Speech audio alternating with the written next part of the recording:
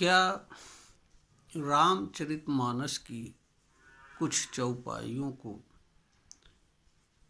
रामचरितमानस से हटाने की मांग को पूरा किया जाना संभव है?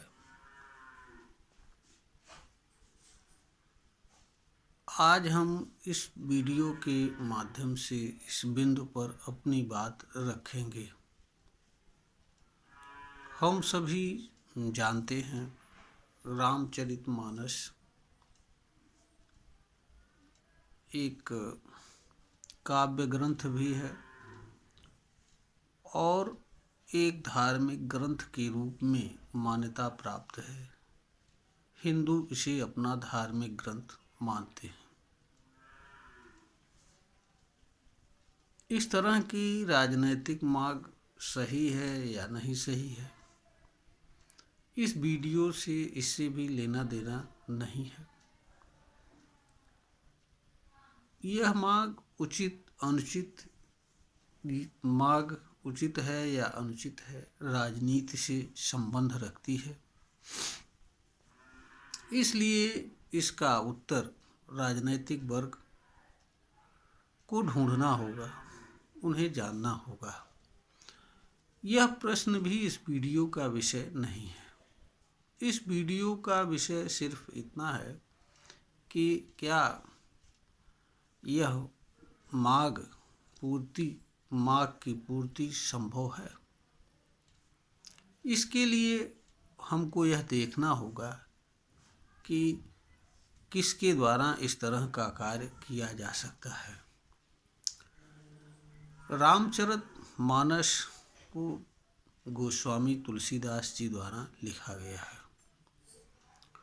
तो किसी भी धर्म ग्रंथ से किसी भी बात को हटाने का अधिकार उस व्यक्ति को होता है जिसके द्वारा लिखा गया होता है। गोस्वामी तुलसीदास आज इस समय विद्यमान नहीं है, इस कारण से उनके द्वारा हटाया नहीं जा सकता है। अब बात आती है धर्मगुरु और धार्मिक व्यवस्थाएं। जहाँ तक धर्मगुरुओं की बात है, धर्मगुरुओं को भी ऐसा करने का कोई अधिकार प्राप्त नहीं है, क्योंकि जो धार्मिक व्यवस्थाएं होती हैं उनमें किसी तरह के बदलाव की कोई व्यवस्था नहीं होती है। धर्म ग्रंथों के संबंध में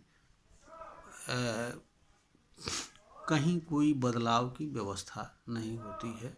इसलिए धर्मगुरुओं द्वारा रामचरितमानस में विद्यमान किसी भी चौपाई को हटाया नहीं जा सकता है। अगर ये दो लोग हटाए नहीं सकते हैं तो फिर क्या आता है कि जो सरकारें सत्ता में बैठी हुई हैं वे ऐसा कर सकती हैं, या संविधान या विधि की व्यवस्था के अनुसार ऐसा कुछ करना संभव है। सत्ता में जो भी सरकारें बैठती हैं वह लोकतांत्रिक तरीके से चुनी हुई सरकारें होती हैं। वह संविधान एवं विधि के अनुसार कार्य करती हैं।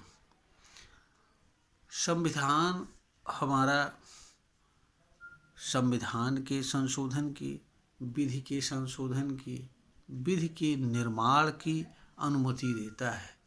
किसी धर्म ग्रंथ में संशोधन की कोई अनुमति नहीं देता है। और जहाँ तक संविधान की बात है, वह हर धर्म के लोगों को अपने अपने धर्म को मानने की पूरी आज़ादी देता है। देश और देश की विधि का धर्म ग्रंथों के प्रति तटस्थ भाव रहता है। देश का विधि का अपना कोई धर्म नहीं होता है, इसलिए इस तरह का अधिकार इनके पास भी नहीं है। भारत इस कारण से देश की चुनी हुई सरकार और विधि के पास भी इस तरह की व्यवस्था नहीं है, यह भी हटा नहीं सकते हैं। अब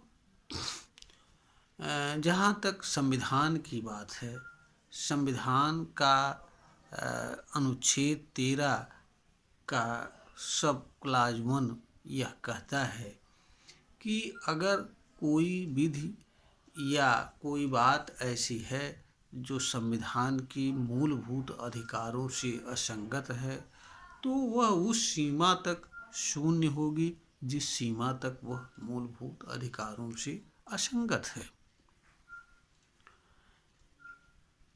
कोई नियम, कानून, विधि एवं व्यवस्था अथवा किसी तरह का कोई लेख है, चाहे वो धार्मिक ग्रंथ हो या किसी भी ग्रंथ में लिखा गया हो, अगर वह देश के नागरिकों के मूलभूत अधिकारों से असंगत है तो उस पर न्यायालय समीक्षा कर सकता है और उसके बारे में व्यवस्था दे सकता है।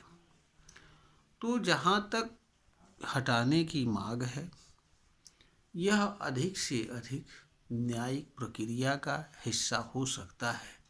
इसके लिए इस तरह की मांग करने वाले न्यायालय में जा सकते हैं, परंतु इस तरह के कार्य को चुनी हुई सरकार नहीं कर सकती है, क्योंकि जो चुनी हुई सरकार होती है वह विधि एवं व्यवस्था के अनुसार कार्य करने के लिए बनी होती है।